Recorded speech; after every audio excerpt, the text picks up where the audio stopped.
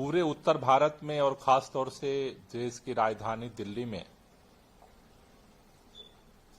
सर्दियों का मौसम प्रदूषण को लेकर के आता है, लेकिन आज हम सब लोग दशहरा के अगले दिन दिल्ली की हवाओं में साफ हवा के बीच सांस ले रहे हैं। दशहरे के अगले दिन आमतौर पर दिल्ली में एयर क्वालिटी पुअर कंडीशन में पहुंचती रही है और ये पिछले लगभग 10 दिनों से दिल्ली के अंदर बारिश नहीं हुई है। उसके बावजूद भी दिल्ली का एयर क्वालिटी इंडेक्स वो पुअर कैटेगरी से बाहर है।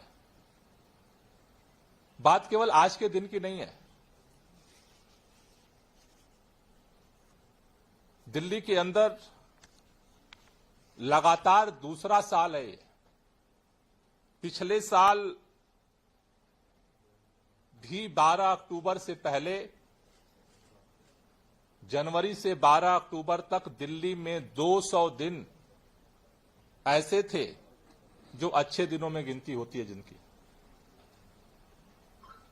और इस साल भी लगातार ये दूसरा साल है जो 12 अक्टूबर का जनवरी के बाद से डेटा है। दिल्ली ने 12 अक्टूबर को 200 गुड, सैटिस्फैक्टरी और मॉडरेट जो दिन होते हैं उसके लक्ष्य को पूरा किया है। निरंतर 2 साल 200 के लक्ष्य को पूरा करना ये दिल्ली वालों की बड़ी उपलब्धि है, क्योंकि 2016 के बाद अगर हम देखें तो केवल जिस समय लॉकडाउन लागू हुआ था कोरोना काल के दौरान, उस समय दिल्ली के अंदर 2020 में 200 के आंकड़े को दिल्ली ने पार किया था। बिना लॉकडाउन के दिल्ली के अंदर लगातार दूसरा साल 200 दिन 365 में से अच्छे दिनों को प्राप्त करना दिल्ली वालों की एक बड़ी उपलब्धि है। 2016 में इनकी संख्या केवल 109 थी। 109 से अभी ये 12 अक्टूबर तक के आंकड़े हैं और मुझे लगता है कि अगला जो महीने हैं उनमें हम सब मिलकर के प्रयास करेंगे तो ये दिनों की संख्या और बढ़ सकती है, अच्छी हो सकती है। ये जो आंकड़े मैं आपको बता रहा हूं,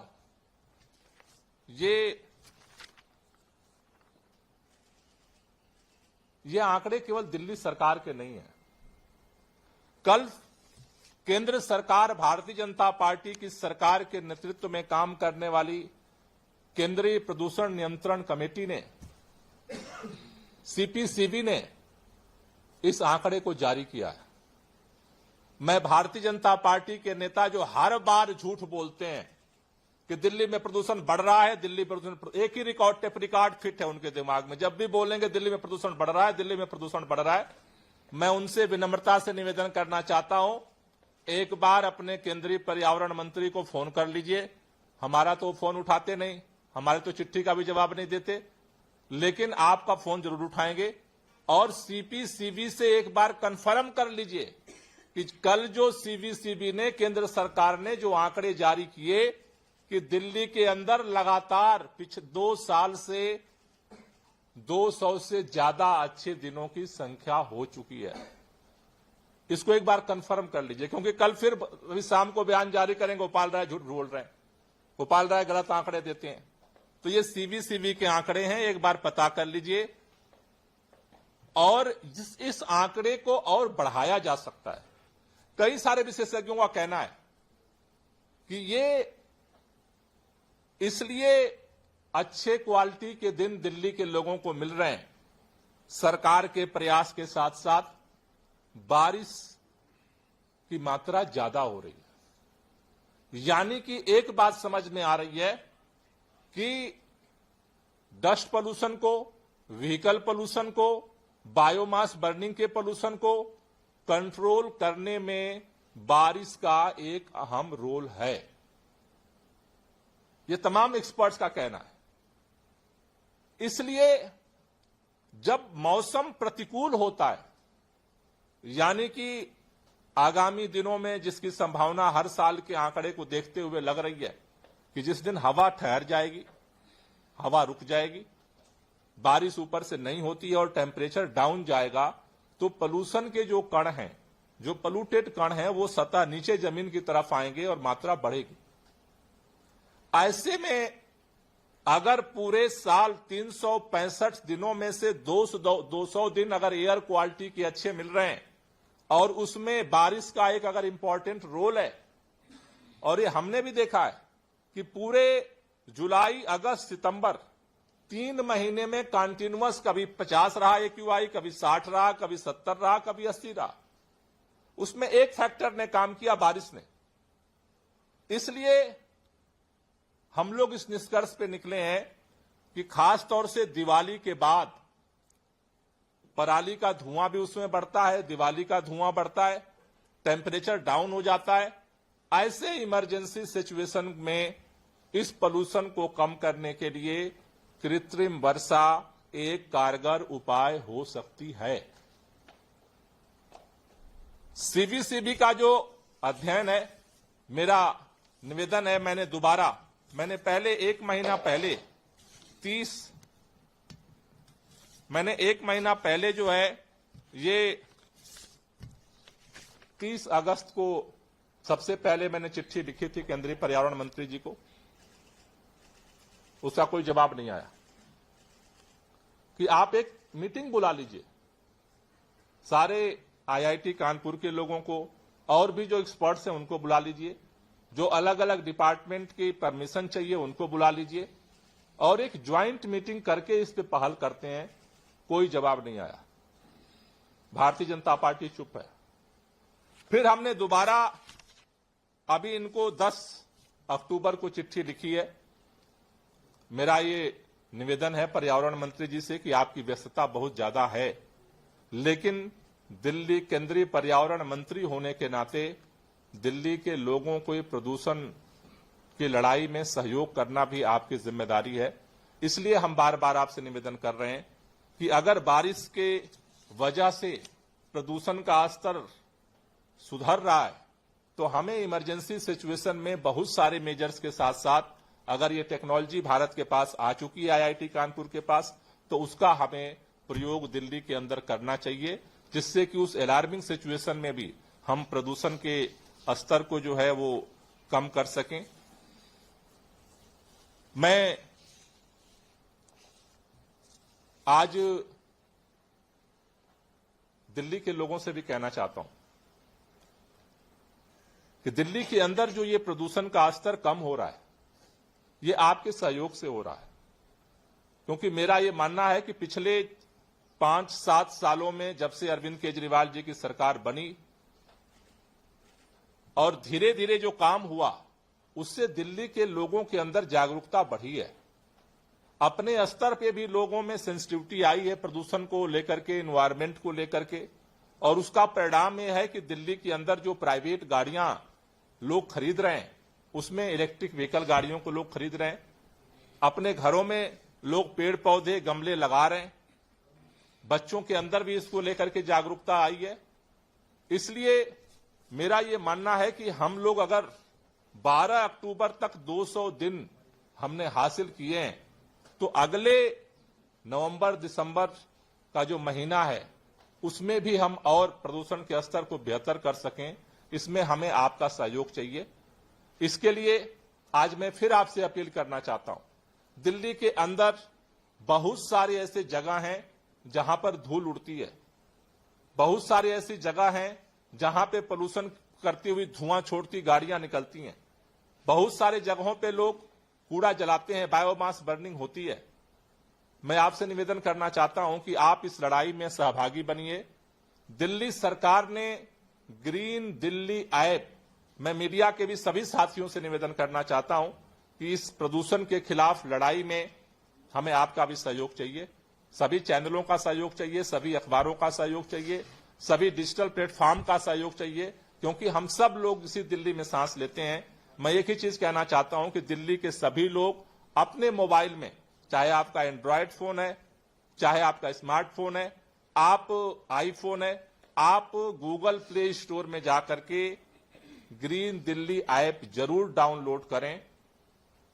उससे क्या होगा, ग्रीन दिल्ली ऐप डाउनलोड करने से आप कहीं भी अगर दिखते हैं, आप तुरंत किसी को रोक नहीं सकते, लेकिन आप फोटो खींच करके हमारे ऐप के माध्यम से आप इस लड़ाई में सहयोगी बन सकते हैं, जिससे कि हम उस समस्या के समाधान के लिए दिल्ली वार रूम के माध्यम से दिल्ली के सभी डिपार्टमेंट से कोऑर्डिनेट करके और उस स्रोत को हम कम कर सकें।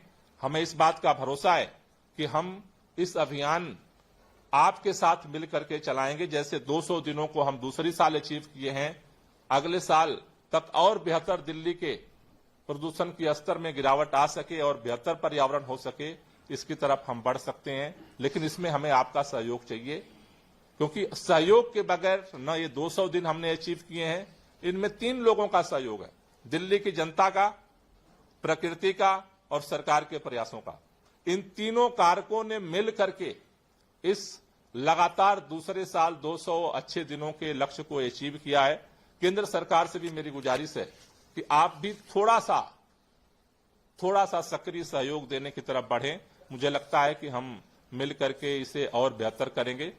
कल से पिछले 7 तारीख को, पिछले मंडे को हमने एंटी डस्ट कैंपेन शुरू किया था। मैं कई साइटों पर गया जहां पर उसका उल्लंघन पाया गया था।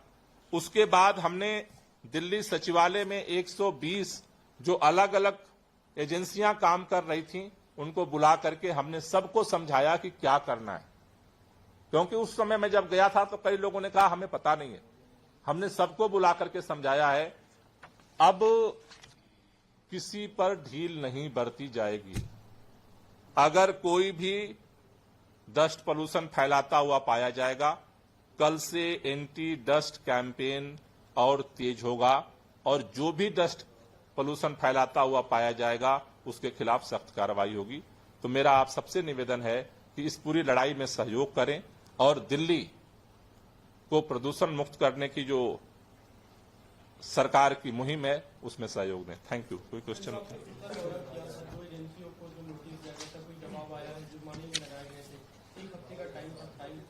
उनको 1 हफ्ते का टाइम दिया गया था, तो आज संडे है।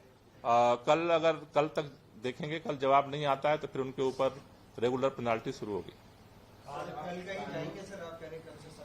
हाँ, कल मैं भी जाऊंगा विजिट करने, वो बता देंगे आपको।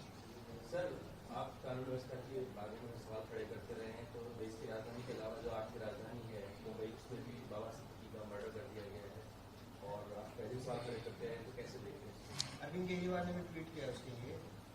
देखिए, मुझे ऐसा लग रहा है कि खास तौर से भारतीय जनता पार्टी लोकसभा चुनाव में के बाद जब से तीसरी बार सरकार बनी है, पूरी सरकार उदासीनता के दौर से गुजर रही है और उसमें एक देश की आर्थिक राजधानी है मुंबई और एक देश की राजधानी है दिल्ली, जिसको पूरी दुनिया देखती है। वहां क्या हो रहा है? दिल्ली के अंदर सरकार तो आम आदमी पार्टी की है, लेकिन पूरी पुलिस व्यवस्था भारतीय जनता पार्टी की सरकार के पास है। मुंबई के अंदर भारतीय जनता पार्टी की सरकार ही है, लेकिन जिस तरह से गैंग